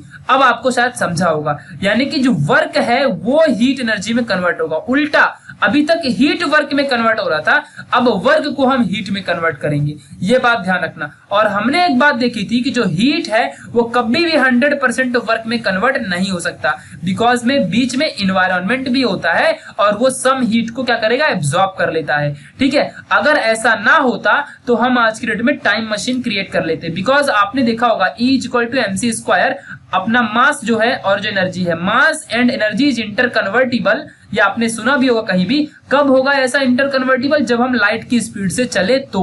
ठीक है, ये E = mc² का यही मीनिंग होता है कि E मतलब यहाँ पे क्या है, एनर्जी, M मतलब मास, C मतलब लाइट की स्पीड। तो अगर हम मास जो हमारा है, हमारा खुद का जो वेट है, बॉडी का मास है, जो हमारा मास जो कि अनचेंज होता है, ठीक है, तो ये मास हमेशा एनर्जी में कन्वर्ट हो सकता है और एनर्जी मास में कन्वर्ट हो सकती है, तभी होगा ऐसा जब हम किसी भी लाइट की स्पीड से चले तो। ठीक है, तो अगर ऐसा हो जाए कि हमारा जो एनर्जी है और वो मास में कन्वर्ट हो और मास एनर्जी में कन्वर्ट होने लगे, अभी तो फिलहाल मास को ही एनर्जी में कन्वर्ट किया गया है, एनर्जी को मास में अब तक कन्वर्ट नहीं किया गया है, तो आइंस्टाइन का सेकंड वाला रूल तो अभी तक मिला नहीं, बट फर्स्ट रूल हमने एटॉमिक बम वगैरह क्रिएट करके ढूंढ लिया है, मास को हमने एनर्जी में कन्वर्ट कर दिया है। तो इतना तो भाई फिक्स है कि अगर मास एनर्जी में कन्वर्ट हो सकता है, यानी वुडन ब्लॉक है आपके पास, उसको आप जला दो तो एनर्जी बन जाती है ना, तो ये अगर मास एनर्जी में कन्वर्ट हो सकता है तो एनर्जी भी मास में कन्वर्ट हो सकती है। यानी कि एक बार अगर आपने वुडन ब्लॉक को जलाया और आपने उसे फायर में कन्वर्ट कर दिया, फायर में, तो वो फायर भी वापस से इस वुडन ब्लॉक में कन्वर्ट हो सकता है। बट ऐसा इम्पॉसिबल क्यों है, क्योंकि जैसे ही कोई भी मास हीट में कन्वर्ट होता है ना, ठीक है, ध्यान रखना अच्छे से, एनर्जी में कन्वर्ट होता है ना, तो वो एनर्जी तुरंत के तुरंत क्या हो जाती है, स्प्रेड हो जाती है इन दी होल एनवायरनमेंट, क्योंकि एनर्जी ट्रांसफर हो सकती है एक प्लेस से दूसरे प्लेस में, बट क्रिएट एंड जनरेट नहीं कर सकते हम। ठीक है, तो ये ट्रांसफर हो सकती है, तो ये तुरंत ही दूसरे प्लेस पे पूरा स्प्रेड हो जाती है, तो हम हीट को पकड़ ही नहीं सकते अच्छे से एक जगह पे। ठीक है, तो ये मास में कभी कन्वर्ट नहीं हो सकती। दुनिया का ऐसा कोई कंटेनर नहीं है जो हीट को एकदम पकड़ के रख सके और उसे एक प्लेस से दूसरे प्लेस में कन्वर्ट होने से बचा ले। ठीक है, इसके लिए जो कुछ अमाउंट ऑफ हीट है वो एनवायरनमेंट में चली जाती है और कुछ ही अमाउंट ऑफ हीट को हम वर्क में कन्वर्ट करा पाते हैं। ठीक है, ये बात ध्यान रखना। अगर ऐसा हो जाए कि एक भी अमाउंट ऑफ हीट एनवायरनमेंट में ना जाए तो हम खुद अपने आप को एनर्जी में कन्वर्ट कर सकते हैं और एनर्जी एक फॉर्म से दूसरे फॉर्म में टाइम ट्रेवल करने में हेल्प करेगी। ठीक है, तो ये बात ध्यान रखना अच्छे से, बहुत इंपॉर्टेंट कॉन्सेप्ट था ये। ठीक है, बट यहाँ पे रेफ्रिजरेटर क्या कर रहा है, ये खुद वर्क को हीट में कन्वर्ट करेगा। ओके, ये बात ध्यान रखना। तो ये रेफ्रिजरेटर का फंक्शन होता है। ऐसा कैसे हो सकता है, मतलब ये कैसे होगा कि वर्क भाई हीट में कन्वर्ट होगा, ये तो उल्टा प्रोसेस हो गया ना। मतलब कभी भी हीट ज्यादा हॉट टेम्परेचर पे होता है, वर्क हमेशा लोअर टेम्परेचर पे होता है। ठीक है, तो हीट हमेशा कैसे वर्क में कन्वर्ट होगा, तो थोड़ा समझते हैं यहाँ पे, और वर्क कैसे हीट में कन्वर्ट होगा तो यहाँ पे समझेंगे। पहले heat flow from colder region to the hotter region, ये जो हमारा कंडीशन है ना, ये अब यहाँ पे साइंस अप्लाई हो रहा है, ये हम नेचर के अगेंस्ट ये हमारा लॉ है। ठीक है, यानी कि कोल्डर रीजन से कैसे हॉटर रीजन में हमारा हीट ट्रांसफर होगा।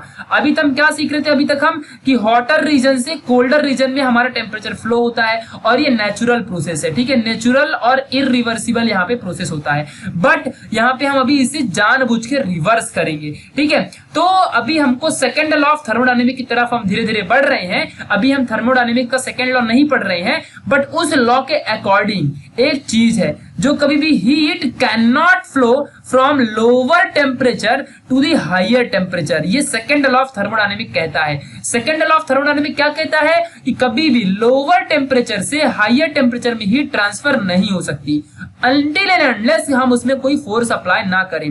यानी इट्स ओन, खुद से heat can not flow from lower temperature to the higher temperature on its own, यानी खुद से अपने आप, यानी कि ऐसा कभी नहीं हो सकता कि लोअर को यहाँ पे लोअर यानी कोल्डर रीजन से हायर रीजन में हीट क्या हो सके, फ्लो हो जाए। अपने आप ऐसा नहीं हो सकता है, यानी कि हमको कुछ ना कुछ खुद से फोर्स अप्लाई करना पड़ेगा उस चीज को कराने के लिए। ठीक है, खुद से ऐसा नहीं होगा, क्योंकि नेचर कभी भी अपने रूल के अगेंस्ट नहीं जाएगा। ठीक है, इस बात को ध्यान रखना। ठीक है, तो अगर हम लोग यहाँ पे कुछ ऐसा करते हैं तो उल्टा यहाँ पे अपने आप होगा। अगर हम लोग यहाँ पे क्या करेंगे, हीट को ट्रांसफर कराएंगे, हम कुछ नेचर में यहाँ पे फोर्स अप्लाई करेंगे तो ऐसा होगा। ठीक है, यानी कि कुछ हम ऐसा जानबूझ के एक्सटर्नल वर्क परफॉर्म करें कि जिसमें कोल्डर रीजन से हॉटर रीजन में हीट क्या होगी, ट्रांसफर होगी।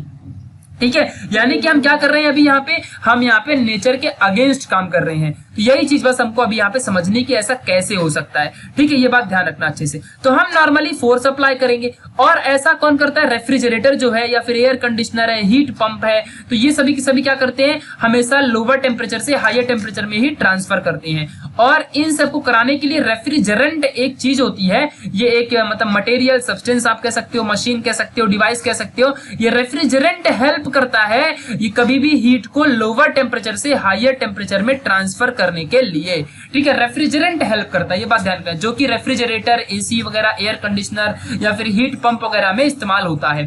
ठीक है, ये बात ध्यान रखना अच्छे से। चलो, तो यहाँ पे अभी हम थोड़ी सी चीज समझते हैं, या फिर इस डायग्राम के थ्रू हम सारी चीजों को समझ लेते हैं फटाफट कि ऐसा कैसे होता है। ठीक है, तो मान लो ये है अपना हॉट रीजन। ठीक है, और हॉट रीजन में जो हीट है ये हायर कॉन्सेंट्रेशन में होगी, तो यहां से लोअर कॉन्सेंट्रेशन में अपने को हीट भेजना है, तो हम क्या यूज करेंगे, रेफ्रिजरेंट यूज करेंगे। क्या यूज करेंगे, रेफ्रिजरेंट। और ये रेफ्रिजरेंट क्या कर देगा, हीट को लोअर टेम्परेचर से हायर टेम्परेचर से, यहाँ पे जो अपने पास कॉन्सेंट्रेशन है, तो यहां से ये कोल्डर रीजन से अपनी हीट को हॉटर रीजन में ट्रांसफर करवाएगा। ठीक है, तो ऐसा कौन करेगा, रेफ्रिजरेंट ही सिर्फ कर सकता है। यहाँ पे क्या होगा, नॉर्मली जो है अपना वर्क परफॉर्म होता है, यानी कि हम कंप्रेशन करते हैं, कंप्रेशन। अब देखो कैसे, मान लो आपके पास ये एक साइकिल है, कोई भी एक आपके सामने मतलब सिलेंडर है, और यहाँ पे साइक्लिकल प्रोसेस हो रहा है। ठीक है, ये इस तरीके से कुछ हॉट बॉडी और ये कोल्ड बॉडी, बीच में इंजन है। ठीक है, तो अगर आप, ये आपकी हॉट बॉडी है, ये कोल्ड बॉडी है, आपको क्या करना है, कोल्ड बॉडी से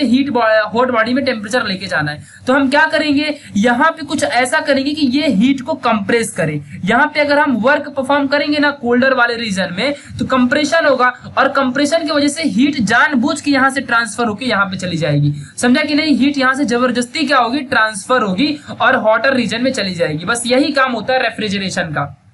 ओके, कभी भी कोल्डर रीजन से हॉटर रीजन में यहाँ पे हीट क्या होती है, ट्रांसफर होती है। इस बात को ध्यान रखना। बट एज अ नॉर्मल, यानी कि अगर हम कोई बाहर से फोर्स ना लगाएं, तो हॉटर रीजन से अपनी हीट क्या होगी, कोल्डर रीजन में ट्रांसफर होती है। ठीक है, तो ये बात अच्छे से आपको ध्यान रखना है। नॉर्मली क्या होता है, हीट रिजेक्शन होता है from the hotter region and heat absorption होता है इन दी कोल्डर रीजन। इस बात को अच्छे से समझना है, और यही जो फंक्शनिंग होती है अपने घर की होती है। ठीक है, कैसे, यहाँ पे ध्यान से समझना थोड़ा सा।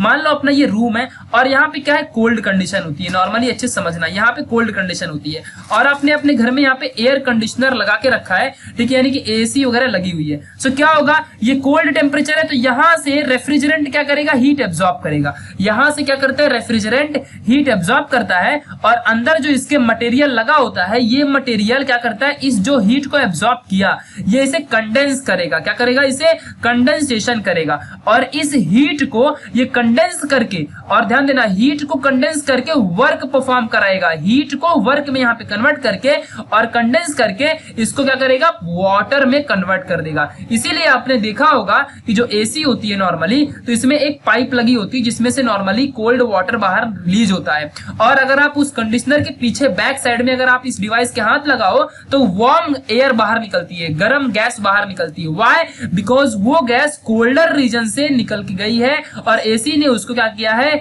गर्म कर दिया है, और उस हॉट गैस को बाहर रिलीज किया है। इसका मतलब क्या हुआ कि कोल्डर रीजन से हीट हॉटर रीजन में क्या हुई है, ट्रांसफर हुई है। ठीक है, तो ऐसा किसने करवाया, ऐसा रेफ्रिजरेंट ने करवाया। तभी ना पीछे से यहाँ पे जो अपना कोई भी एसी है या फिर कोई फैन है, कोई भी चीज है, नॉर्मली एयर कंडीशनर या फिर हीट पंप है, तो इसके बैक साइड में, अगर इन मशीन के बैक साइड में अगर आप हाथ लगाते हो, तो वार्म एयर यहाँ से आपको निकलती हुई मिलती है। तो अंदर तो क्या है, कोल्ड है, और कोल्ड वाले कंडीशन से ही हमारी जो एसी वगैरह होती है, ये हीट क्या करती है, एब्जॉर्ब करती है, और यहाँ से हीट एब्जॉर्ब करके ये उसके बैक साइड में वार्म एयर में कन्वर्ट करती है। यानी कि कोल्डर रीजन से हॉटर रीजन में क्या होती है, गैस ट्रांसफर होती है ड्यू टू रेफ्रिजरेंट। ओके, तो ये बात ध्यान रखना अच्छे से। तो कुछ इस तरीके से यहाँ पे इसकी वर्किंग है, और इसी चीज को हम बहुत ही अच्छे तरीके से नेक्स्ट वाली वीडियो में बहुत अच्छे से पढ़ेंगे, और सेकंड लॉ ऑफ थर्मोडायनेमिक्स हम अच्छे से डिस्कस करेंगे। तो सेकंड लॉ ऑफ थर्मोडायनेमिक्स हमेशा क्या बोलता है कि कभी भी कोई भी टेम्परेचर हायर टेम्परेचर में से, यहाँ पे लोअर टेम्परेचर में से कभी भी कोई भी हीट हायर टेम्परेचर में ट्रांसफर नहीं हो सकती है, अनटिल एंड अनलेस आप कोई एक्सटर्नल वर्क या एक्सटर्नल फोर्स परफॉर्म ना करो। तो अपने आप ऐसा नहीं होगा, आप जब कुछ यूज करोगे तो ही होगा। तो अभी एसी वगैरह के केस में हम रेफ्रिजरेंट यूज कर रहे थे। ठीक है, इस बात को अच्छे से आपको समझ के रखना है, ठीक है। तो अभी इसके बाद हम सेकंड लॉ के बारे में थोड़ा डिस्कस करेंगे, कैरनॉट्स इंजन के बारे में पढ़ेंगे एंड देन अपना टॉपिक कंप्लीट हो जाएगा। ओके, सो मिलेंगे नेक्स्ट वाली वीडियो में, तब तक के लिए बाय गाइस। यहां से कॉन्टेक्ट करके आप नोट्स ले सकते हो। Thank you for watching this video.